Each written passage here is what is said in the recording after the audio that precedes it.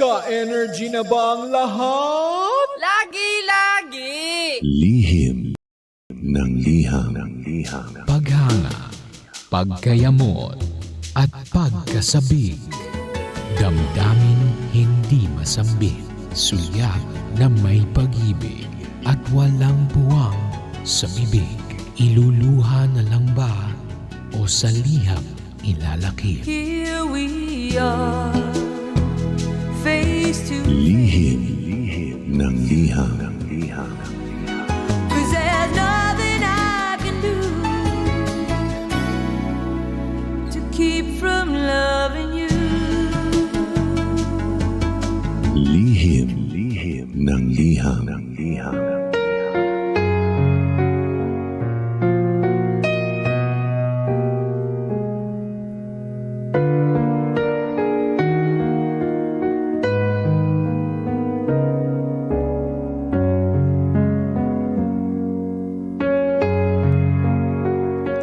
Mahal kong Lindsay.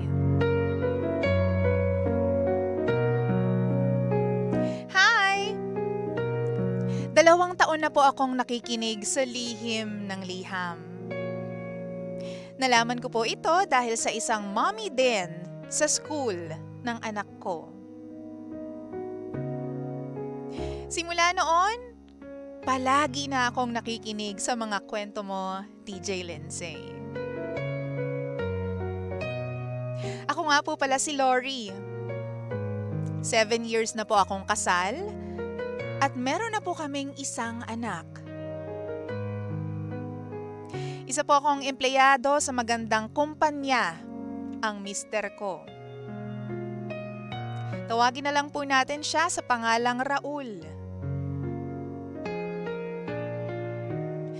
Sa loob ng 7 years na mag-asawa, at 3 years naman po na magkasintahan, naging maganda ang takbo ng aming pagsasama ni Raul.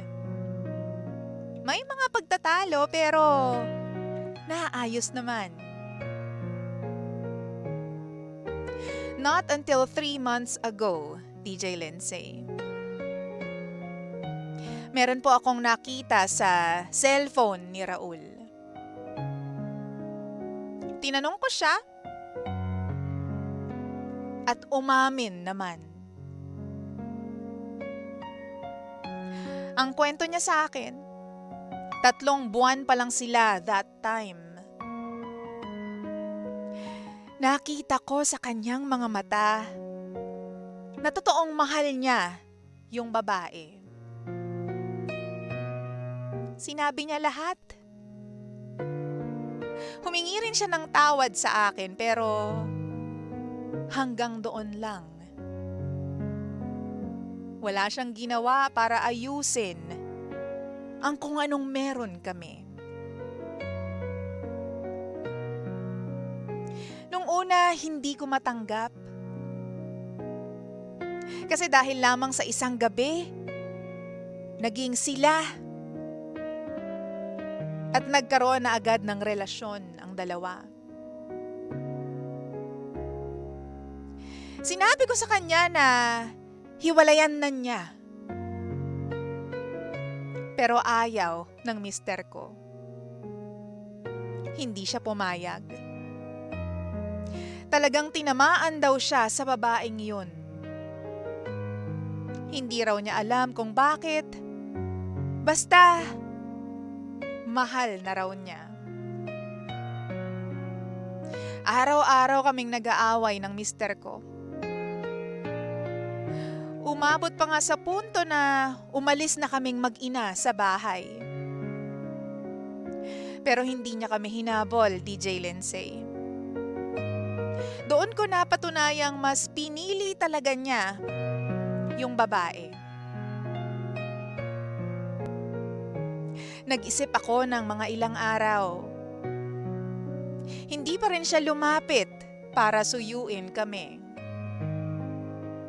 Wala siyang balak.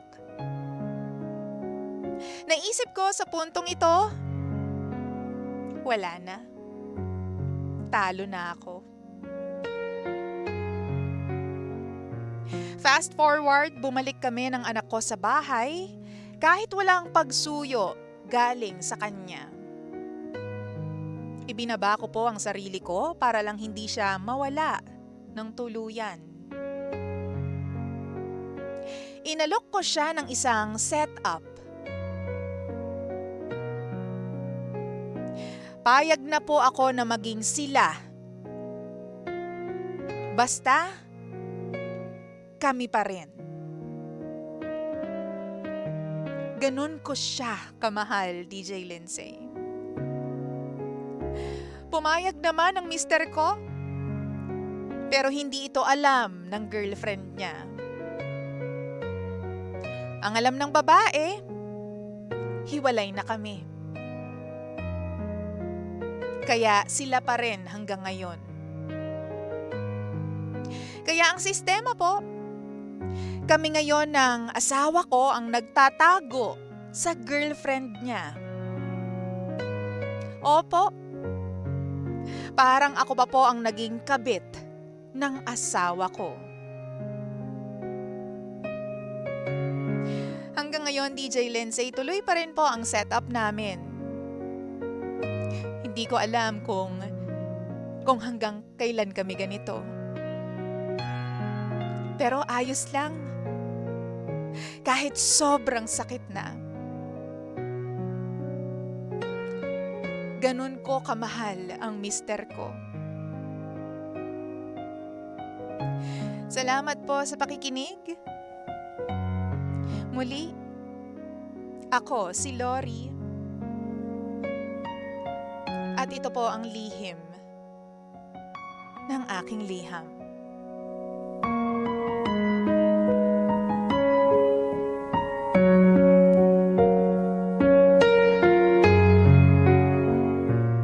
Lihim ng liham.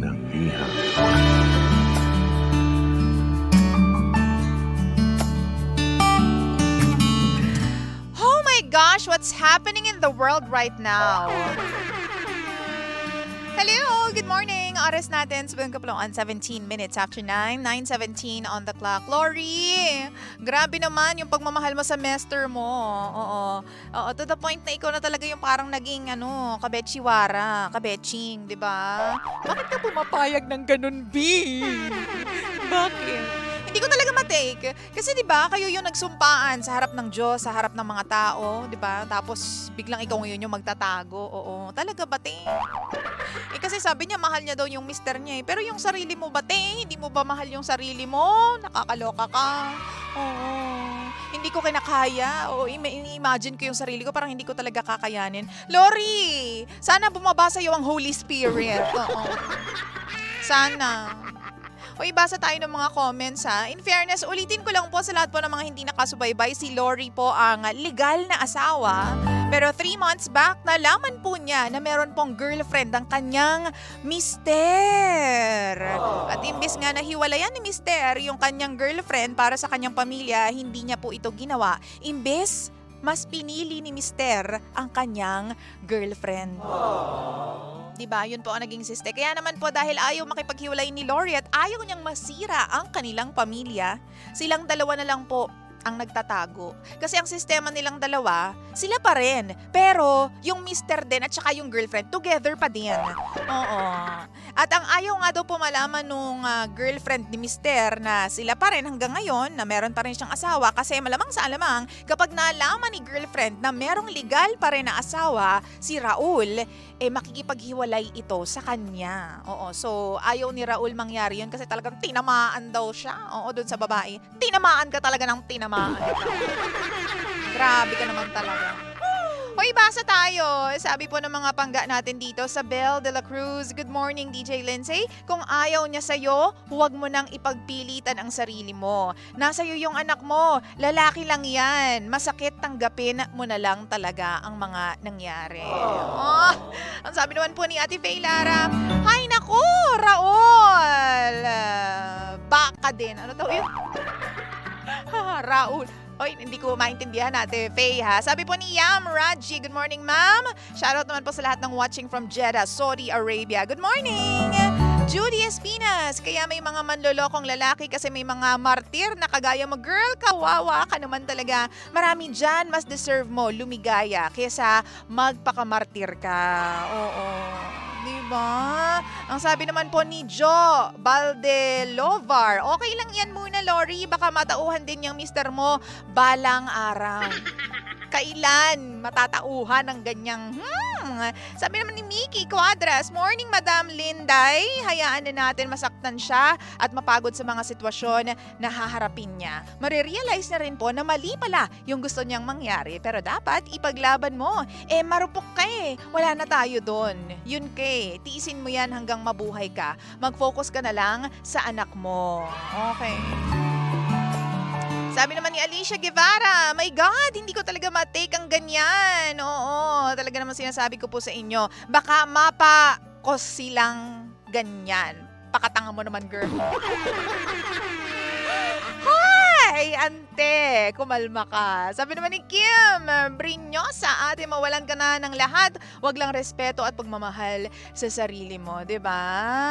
Yvonne, Plindiana. Ate Lori, it's time na piliin mo muna yung self-worth mo at di natin dapat ipilit ang sarili natin. Minsan naaabuso tayo ng kung sino-sino dahil sa ginugusto natin. Ibaling mo na lang sa anak mo ang buong atensyon mo. God bless you po, ate. In fairness naman. Yun talaga yung ultimate na masasabi ko, hindi ko kinakaya talaga yung mga pangyayari, no, Lori? Kasi parang ngayon ko lang na-realize na meron pala talaga mga babae na ganyan nga talaga ang setup or pumapayag sa ganyang setup, no? In the first place, second place, and third place, no, Ate Lori? Bakit? Anong meron? Hindi ka naman siguro patapon na tipo ng tao. Kasi alam mo yun, makakapayag lang ako or talagang tatanggapin ko na lang kung meron kang nagawang mali sa kanya. May nagkulang ka, di ba? Nagkasala ka rin sa kanya, di ba? Naglalaki ka rin siguro. Maiintindihan ko pa. Siguro kaya siya pumayag kasi nauna siyang magloko. Yun naman talaga mga gano'n naman talaga yung mga acceptable na terms. Kaya may mga ganyang terms is because nauna ka magloko. Papayag ako kung gano'n yung sitwasyon, ante. Kaso hindi. Di ba? Ang sabi mo nga sa unang pahina ng iyong letter, talagang wala kang ginawang mali. Di ba? Masaya naman kayo nung una, tahimik ang relasyon ninyo. Pero 3 months back, nakita mo na meron ngang ibang mini-message, kinakamusta, di ba? Kasama sa lato-lato, 'di ba? Malay natin, 'di ba? Yung mister mo. So kaya hindi ko matanggap kasi wala kang ginawang masama. Well, depende, 'di ba? Kasi yun lang yung nilagay mo sa letter mo. Pero kung wala kang ginawang masama, di ka nagkulang bilang asawa at bilang babae, bilang ina ng anak mo, ganyan. Dapat hindi ka pumayag sa ganyang sitwasyon. Pero kasi, who are we to say nga naman na mali yung naging desisyon niya, di ba, mahal ko? Kami naman po, Ate Lori, syempre, nagbibigay lang kami ng opinion namin at masasabi namin sa inaamin tungkol sa kwento mo, di ba, bilang sumulat ka dito sa lihim ng liham. But for us, di ba, as long as nagagampanan mo yung papel mo bilang asawa, bilang nanay, di ba, dapat hindi mo ibaba, di ba, kung ano man yung worth na meron kay. Oo. Sabi ni Ate Ravicel, may parada bukas, Ate Sender. Ay, nako. Di ba? Totoo naman yung sinasabi ko. Oo. Baka hindi mo lang kayang bumukod at umaasa ka sa asawa mo at hindi mo kaya buhayin ang asawa mo. Pwede namang bumalik ka sa pamilya mo at maghanap ka ng work at buhayin ang anak mo. Parang yung kalahating katawan mo nasa hukay na. Oo, di ba?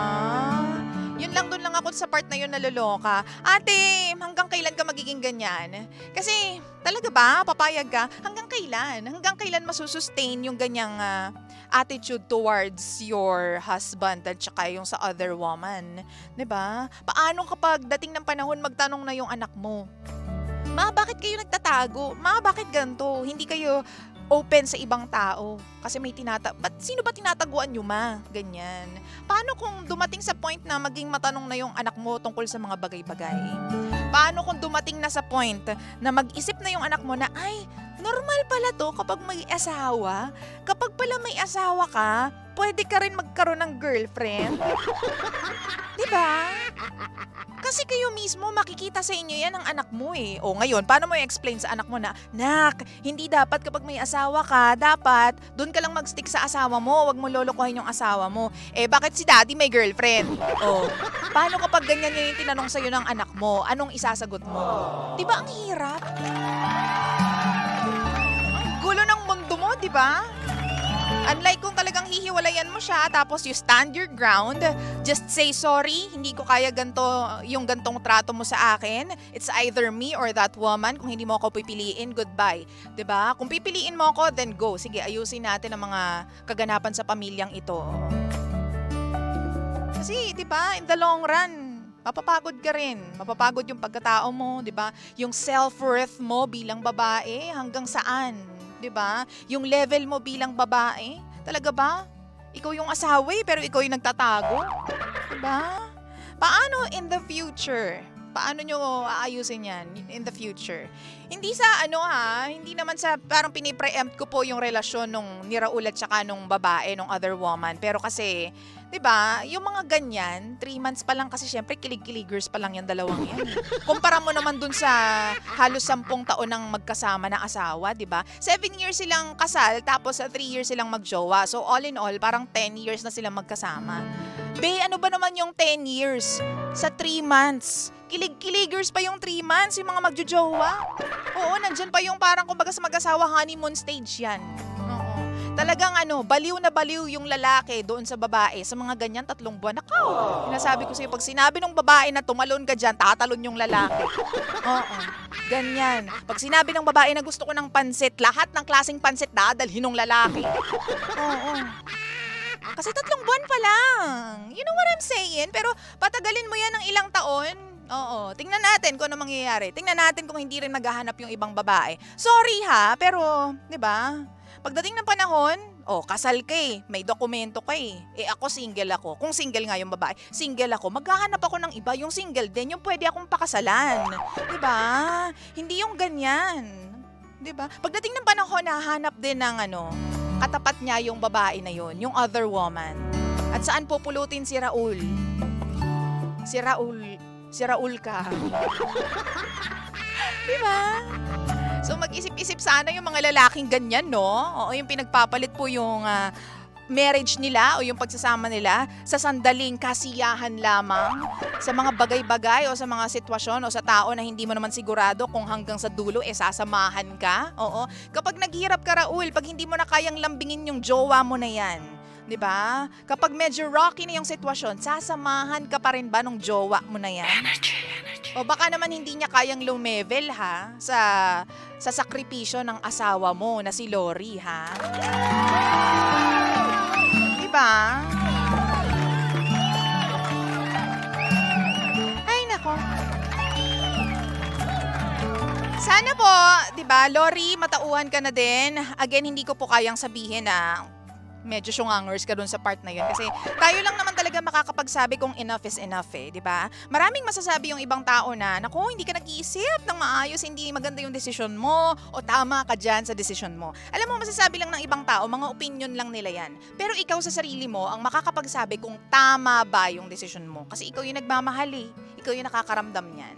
Diba? So Ate Lori, I just hope and pray and wish na sana, pagdating ng panahon, matauhan ka. Diba? Ma-realize mo yung self-worth mo. At masabi mo na, teka lang, parang hindi ko deserve to. I deserve so much more. Sana pagdating din ng panahon, hindi ka maguluhan sa kung paano i-explain sa anak mo yung inyong sitwasyon. Okay. 9:29 na po ng umaga mga pangga. Ako pa rin po ang nag-iisang girlfriend mo sa radio. My name is Lindsay. Lindsay. At syempre naman tayo pa rin po ang number 106.7 Energy FM. Pangga, huwag mo sabihin radyo. Sabihin mo, Energy! Giving you something Bugoy Drilon. This one is called Nang Dahil sa Pag-ibig. Ate Lori, para sa'yo to. Enjoy. Energy.